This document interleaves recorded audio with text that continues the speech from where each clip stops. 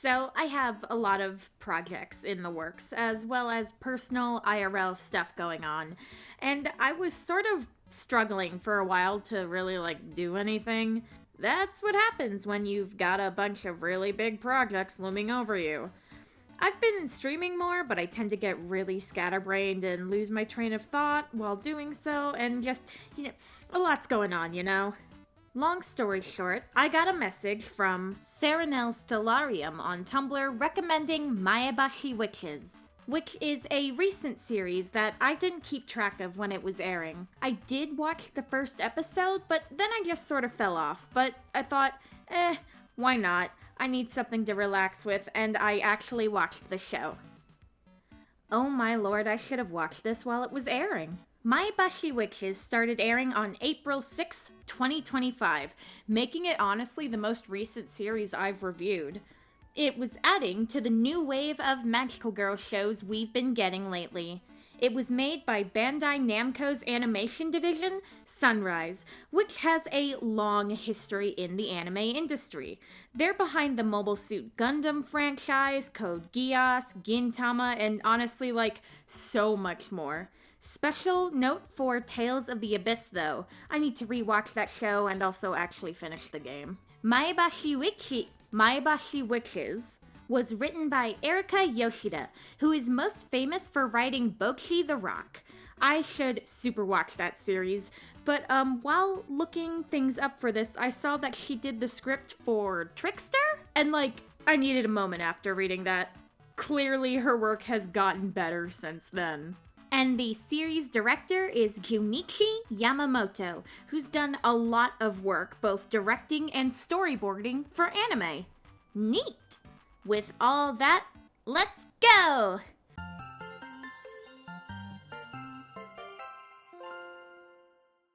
Yuina is an upbeat, happy-go-lucky, and carefree girl who is approached by a mysterious talking frog, offering her the chance to become a witch.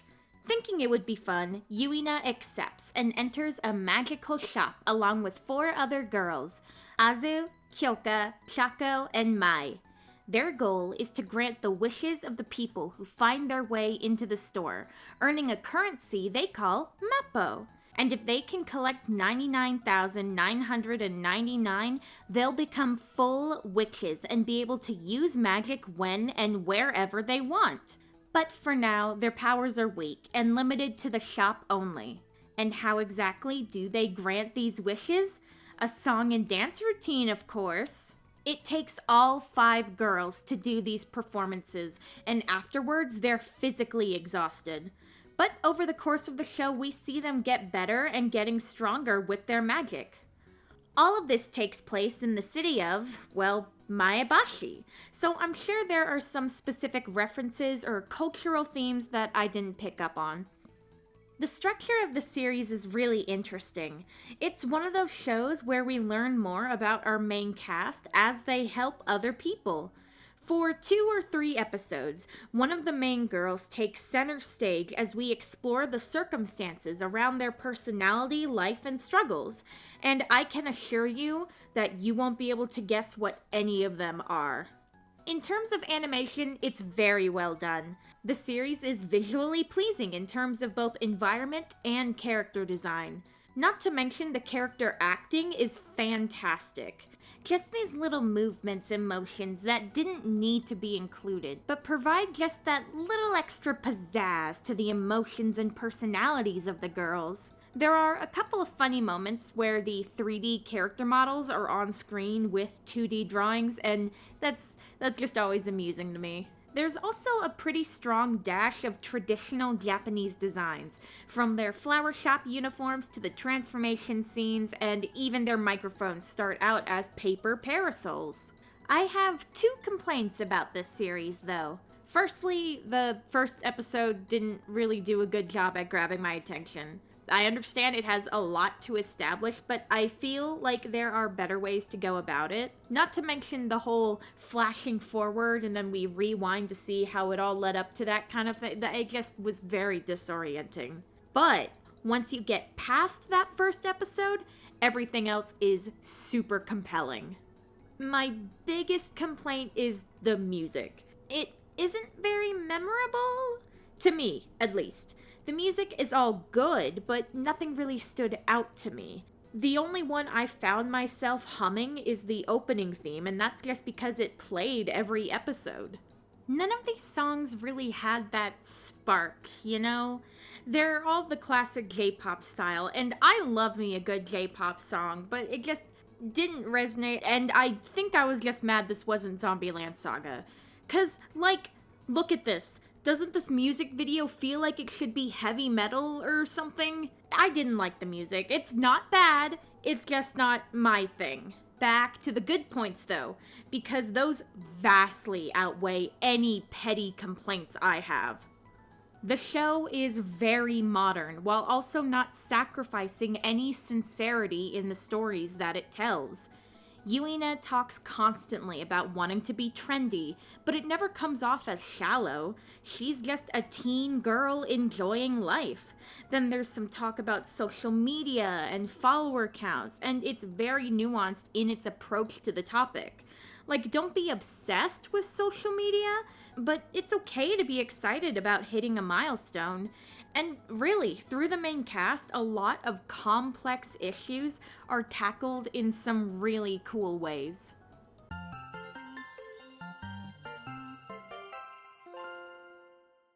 This series has a lot of subtle characterization that makes rewatching a lot of fun. These descriptions are going to be mostly surface level, because part of the fun of this series is learning about the characters and what makes them act the way they do.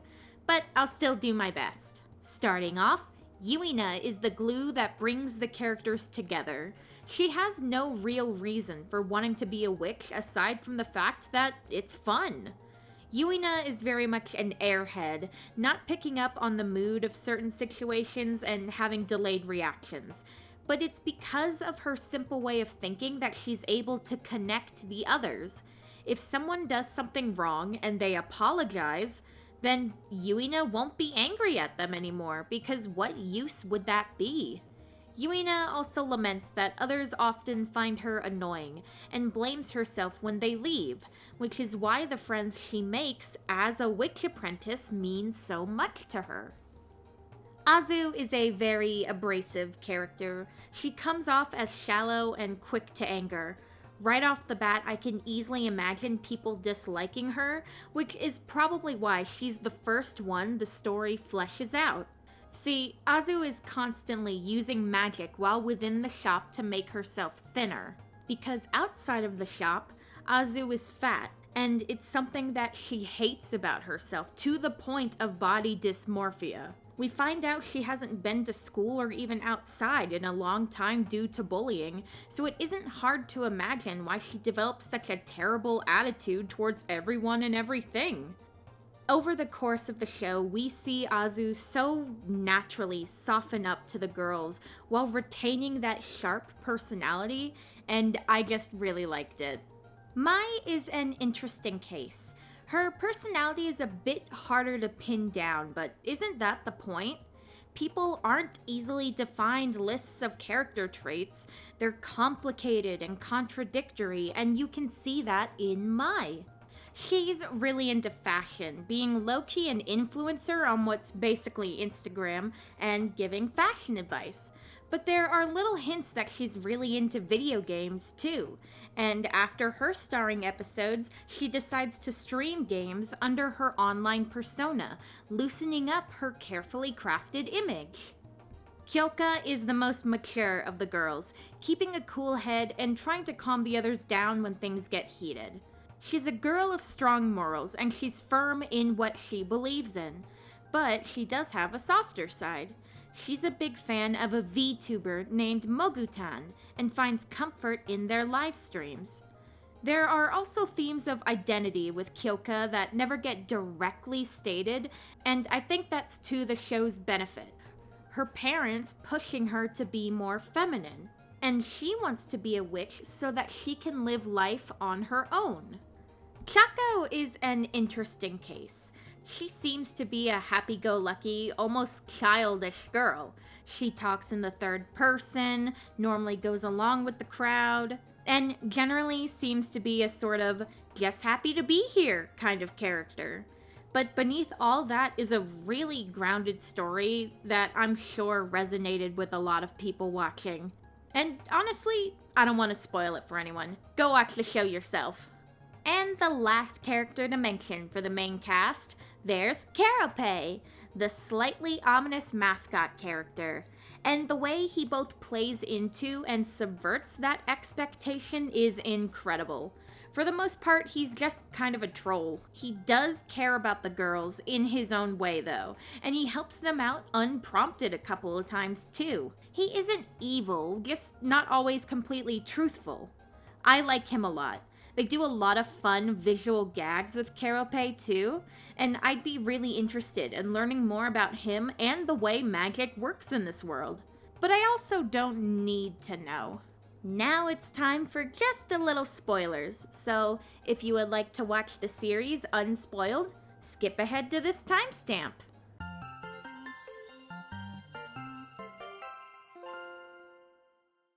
God, there are just so many aspects of this series that are really well done. It's kind of hard to articulate, actually. But I can try. Maybe I can start by talking about Chaco and her story. So, she's this cutesy, childish character, but one day she acts uncharacteristically rude to an elderly customer. Afterwards, the girls are all shaken, but Kyoka doesn't want to let it go because, hey, what the heck, why were you rude to that old lady? Things are tense for a bit, and then one day, after everyone except Yuina and Chaco have left the shop, Chaco collapses. Yuina helps Chaco back home, and Carapace uses magic to make everyone see Yuina as Chaco.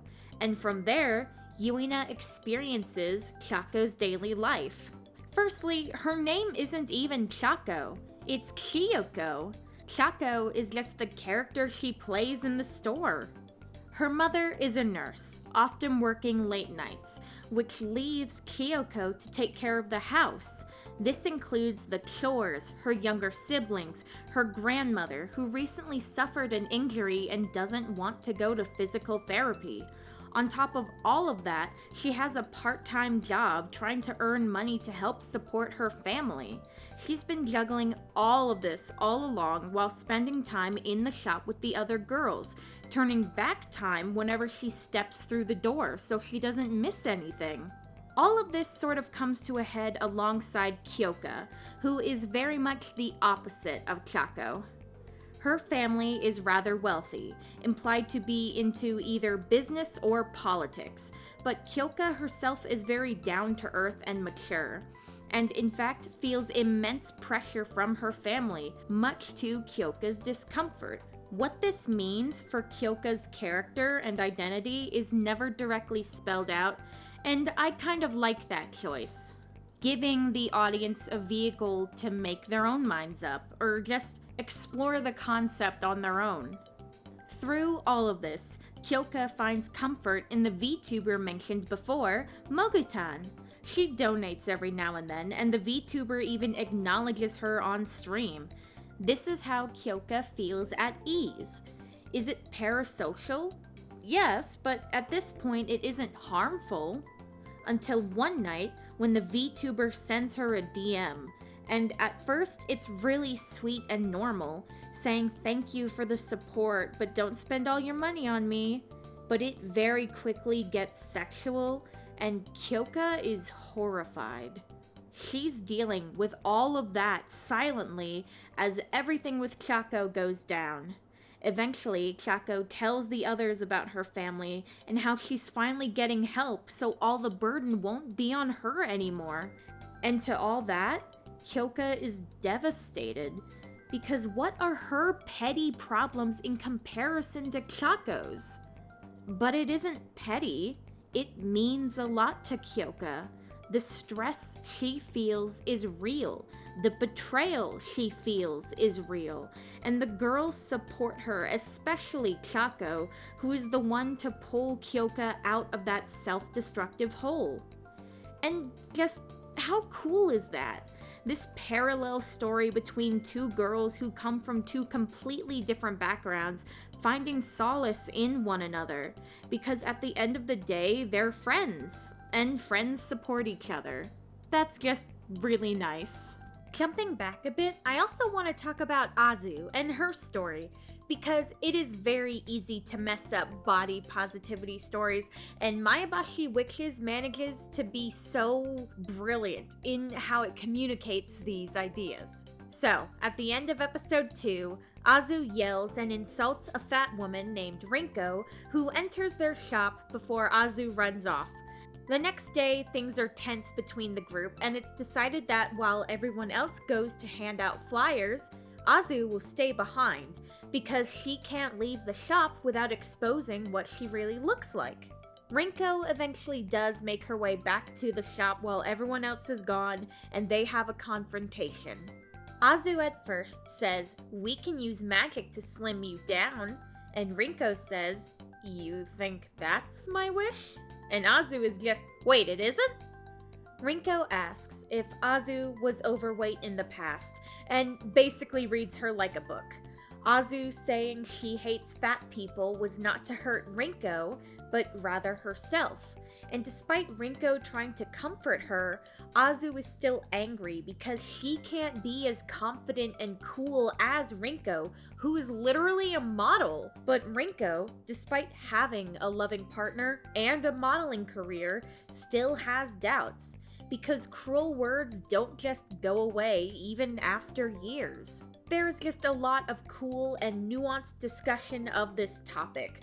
We see a teen girl who loves fashion and being cute, being mocked and tormented to the point of shutting herself away and lashing out at others.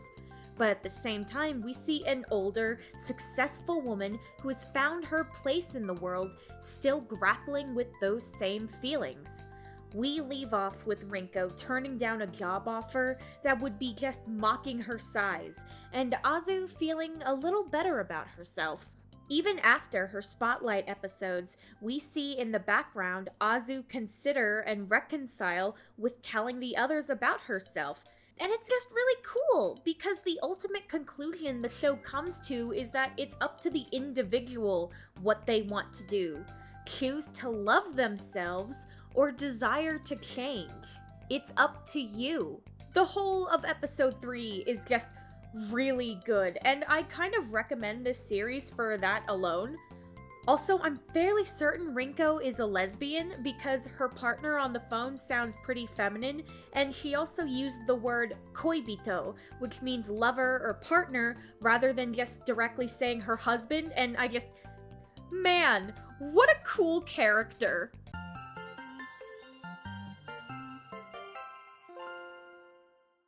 Maebashi Witches is a wonderful show that caught me completely off guard. Its handling of extremely modern problems is incredibly nuanced, and if I described this show with just one word, it would be that: nuanced. Emotions are complicated, and the desires of the heart are often contradictory, and that's something this show understands perfectly.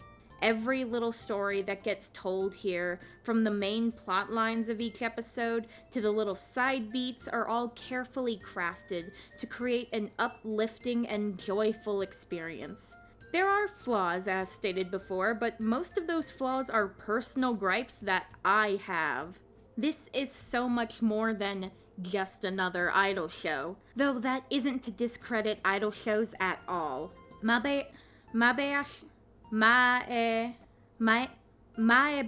Fuck, I can't say it anymore! Maebashi Witches is about its story, the characters, and the emotions that come with all of it. With zany humor, beautiful animation, and some truly heartfelt moments, this is a show I greatly recommend. Also, be sure to watch the scene after the credits play in every episode.